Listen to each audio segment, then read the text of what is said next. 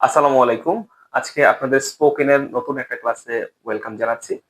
আজকে আমরা একটা স্পেশাল জিনিস শিখবো। মাঝে মাঝে আমাদের একটা জিনিস ভালো করে খেয়াল করবেন যে আমরা বলি যে আই হ্যাভ আ কার, আমার একটা গাড়ি আছে। আই হ্যাভ আ পেন, আমার একটা বাড়ি আছে। তার মানে আই বলতে এখানে বোঝাচ্ছে আমার, আই হ্যাভ মানে আমার। আবার কিছু কিছু সময় আই অ্যাম ডক্টর মানে আমি হই ডাক্তার, আই মানে আমিও হয়। আই হ্যাভ মানে আমার আছে, আই অ্যাম মানে আমি হই। তাহলে আই মানে আমারও হয়, আবার আই মানে আমিও হয়। তাহলে ভালো করে একটু খেয়াল করেন তো, আই বলতে কি আমার বলবো নাকি আই বলতে আমি বোঝাবো? কোনটা বোঝাতে চাচ্ছেন আপনি? কখন কোনটাকে কিভাবে উপস্থাপন করতে হয় এই জিনিসটা আপনাকে একটু মাথায় রাখতে হবে। তো আই হ্যাভ আ পেন মানে আমার একটা কলম আছে। আই হ্যাভ পাওয়ার আমার ক্ষমতা আছে। আই হ্যাভ মানি আমার টাকা আছে। আই অ্যাম ডক্টর আমি, এখান দেখেন আই অ্যাম ডক্টর যখন বললাম আমি হয়ে যাচ্ছে আমি ডাক্তার। আই অ্যাম পুলিশ আমি police. I am a big man আমি একটা বড় man. I am a player আমি একটা প্লেয়ার। ঠিক আছে, অর্থাৎ কিছু সময় কিন্তু আই মানে আমার, কিছু সময় আই মানে আমি। তো আই মানে তখন হয় আমার, কখন আমার হয় যখন আমি, আমার কাছে কোনো কিছু আছে, এটা বোঝায়। আমার কাছে কোনো কিছু আছে, যেরকম আমার কাছে গাড়ি আছে, আই হ্যাভ আ কার। তখন আই মানে আমার, আমার কাছে আছে, আমার কাছে কোনো কিছু আছে, তখন আই মানে আমার। অর্থাৎ আই দ্বারা যখন কোনো কিছু পজেশন বোঝায়, পজেশন মানে কি, পজেশন মানে কোনো কিছুর দখল বোঝায়। আমার কাছে কি আছে, পাওয়ার আছে, আই হ্যাভ পাওয়ার।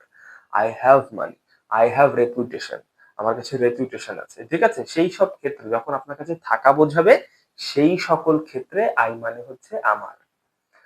আর আরেকটা বিষয় মনে রাখবেন যে কোনো কিছুর যদি প্রয়োজন হয়, আমার টাকার প্রয়োজন, আই নিড মানি, মানে আই মানে তখন আবার আমার হয়। অর্থাৎ কোনো কিছুর প্রয়োজন আর কোনো কিছু আপনার কাছে থাকা, পজিশন, দখলে থাকা, এরকম বোঝালে আই মানে আমার। I have power, I have money, I need power, I need money, মানে আমার টাকার প্রয়োজন, আমার শক্তির প্রয়োজন। ঠিক আছে, তখন প্রয়োজন বোঝালেও কিন্তু আই মানে আমার। আবার দেখেন মাই, মাই মানেও আমার। মাই মানে কি, মাই মানেও আমার। ঠিক আছে, কিন্তু তাহলে মাই নিড পাওয়ার কেন হলো না, মানে আমার টাকার প্রয়োজন যদি বলি মাই নিড পাওয়ার হলো না কেন? মাই নিড পাওয়ার হলো না কেন জানেন? আই নিড পাওয়ার হয় কিন্তু মাই নিড পাওয়ার হয় না। কারণ মাই হচ্ছে গ্রামাটিক্যাল দিক থেকে আমি যদি বলি, মাইকে বলা হয় পজেসিভ, মাইকে বলা হয় পজেসিভ। এই শব্দটা মাই হচ্ছে, এই যে মাই শব্দটা এরপরে সব সময় একটা নাউন বসাতে হয়, সব সময় একটা নাউন বসাতে হয়। ঠিক আছে, যেরকম মাই কার, মাই পাওয়ার। তাহলে মাই নিড যদি আমি বসাই, এরপর মায়ের পর একটা ভার্ব চলে আসতেছে, এই জন্য এটা হয় না।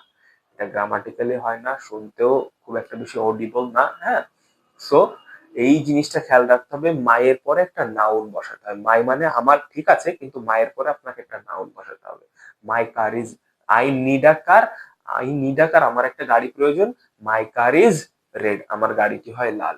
তাহলে দেখেন মাই কার, মাই কার, আই নিড, আই নিড। ঠিক আছে, তাহলে কি বোঝালাম, যে আই মানে কিছু কিছু সময় আমার, আপনাকে আমার বোঝাতে হতে পারে, তখন ওই আই এর পরে একটা ভার্ব বসাতে হবে।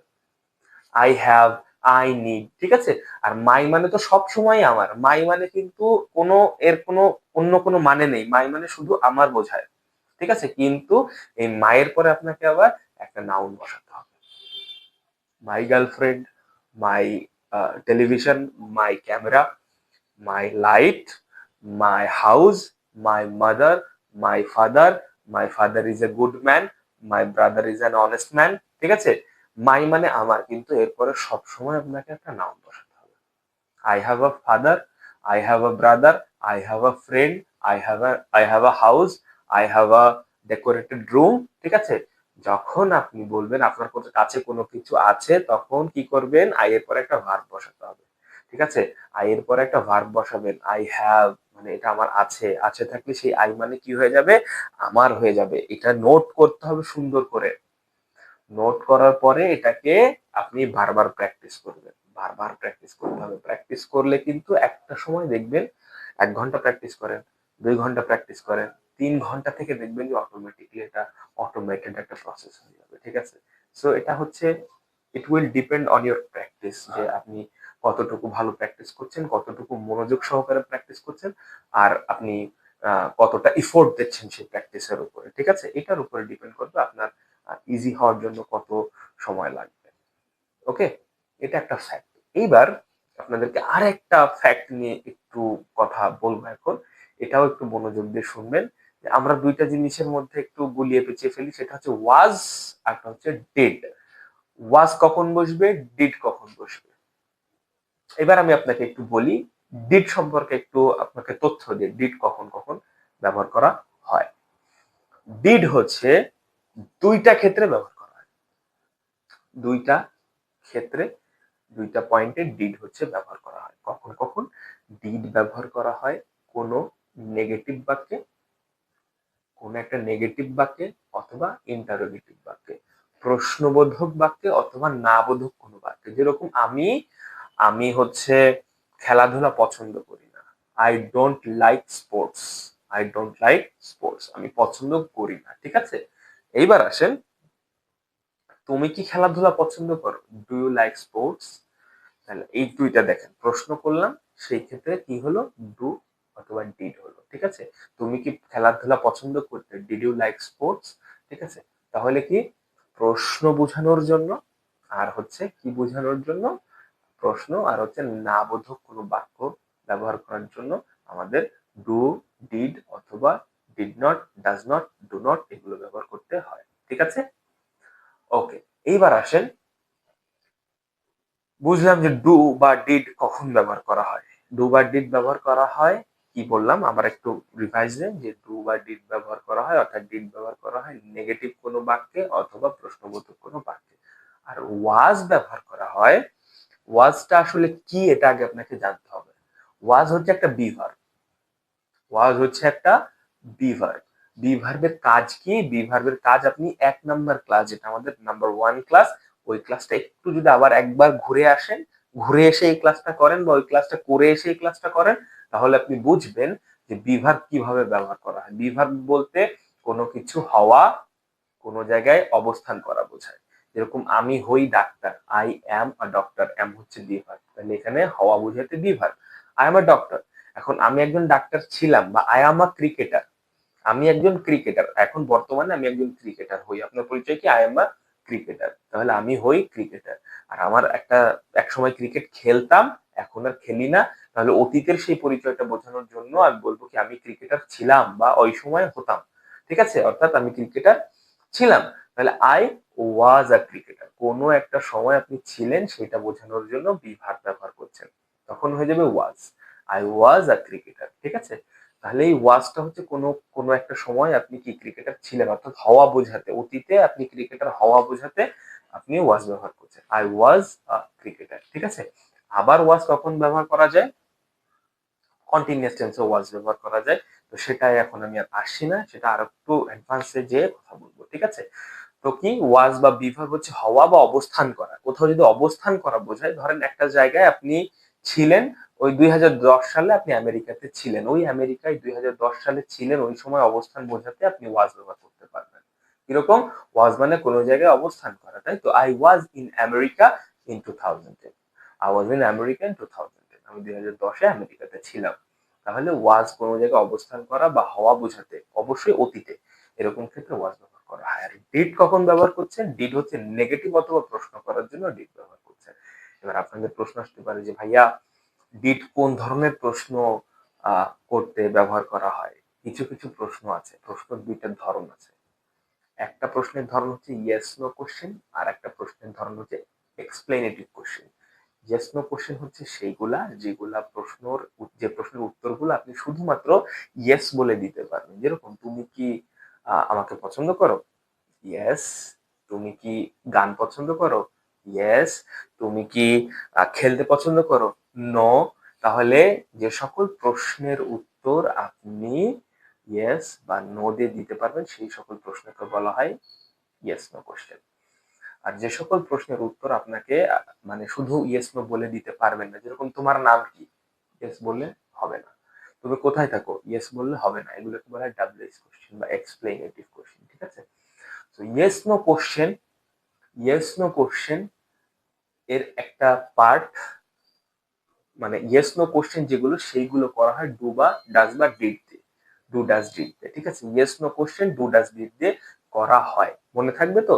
ইয়েস নো কোশ্চেন এগুলোর উত্তর আপনি ইয়েস বা নো দিয়ে দিতে পারবেন, অর্থাৎ ডু বা ডাজ বা ডিড দিয়ে যে প্রশ্ন করা হয় সেগুলো শুধুমাত্র আপনি ইয়েস বা নো দিয়ে দিতে পারবেন। এটা মাথায় সেট করে নেবেন। যদি কেউ আপনাকে ডু ডাজ ডিড দিয়ে প্রশ্ন করে, এক্সট্রা কথা না বলে শুধুমাত্র ইয়েস বা নো বলে আপনি আনসার করতে পারবেন, ঠিক আছে? এখন আপনার প্রশ্ন হতে পারে যে এই সব ইয়েস নো কোশ্চেন কি ডু ডাজ ডিড দিয়ে হয়? না, ডু ডাজ ডিড ছাড়াও কিছু প্রশ্ন হয় ইয়েস নো। যেরকম ইজ হি আ ডক্টর, সে কি একজন ডাক্তার, এখানে ইজ দিয়ে হয়েছে, ঠিক আছে? ইজ দিয়ে হয়েছে, ইজ হি আ ডক্টর, সে কি ডাক্তার? ইয়েস, আপনি ইয়েস দিয়ে আনসার করতে পারছেন। কিন্তু যদি আপনি ডু বা ডিড বা ডাজ দ্বারা বা ডাজ বাদে অন্য কোনো বিভার দিয়ে ইয়েস নো কোশ্চেন করেন, সেই ক্ষেত্রে এই বিভার গুলোর পরে কোনো ভার্ব বসে না, নাউন বসে। যেরকম ইজ হি আ ডক্টর, এখানে একটা নাউন বসে, ইজ এর পর একটা নাউন বসছে, অন্য কোনো ভার্ব নাই। কিন্তু ডু ডাজ ডিড দিয়ে যদি প্রশ্ন করেন, এরপর অবশ্যই একটা ভার্ব বসাতে হয়। যেরকম ডু ইউ লাইক, এই যে ডু ইউ লাইক, লাইক এটা verb. Do you like music, do you like food, তুমি কি খাবার পছন্দ করো? ডু ইউ লাইক ইটিং, তুমি কি খেতে পছন্দ করো? ডু ইউ লাইক কফি, তুমি কি কফি পছন্দ করো? Did you go to Cox's Bazar, তুমি কি কক্সবাজারে গিয়েছিলে? Did you ever been to Dhaka, তুমি কি কখনো ঢাকা গিয়েছো? ডাজ হি লাইক মিউজিক, সে কি মিউজিক পছন্দ করে? ডাজ হি লাইক কফি, সে কি কফি পছন্দ করে? ডাজ হি প্রেফার টি, সে কি টি বেশি পছন্দ করে, ঠিক আছে? তাহলে এই জিনিসটা মনে রাখবেন যে ডু ডাজ ডিড এর পরে আরেকটা ভার্ব বসাতে হয়। অবশ্যই মনে রাখবেন ডু ডাজ ডিড এর পরে যে ভার্বটা বসবে, যে ভার্বটা আপনি বসাবেন সেটা অবশ্যই প্রেজেন্ট ফর্মে বসাতে হবে, অর্থাৎ ভি1 এ বসাতে হবে। একটা ভার্বের তিনটা ফর্ম থাকে basically, do, does, do, did, done. তিনটা form, do, did, done, do, did, done, ঠিক আছে? এই তিনটা ফর্ম, বেসিক তিনটা ফর্ম মনে রাখবেন, প্রেজেন্ট পাস্ট আর পাস্ট পার্টিসিপল, ঠিক আছে? এই তিনটা ফর্ম মনে রাখবেন।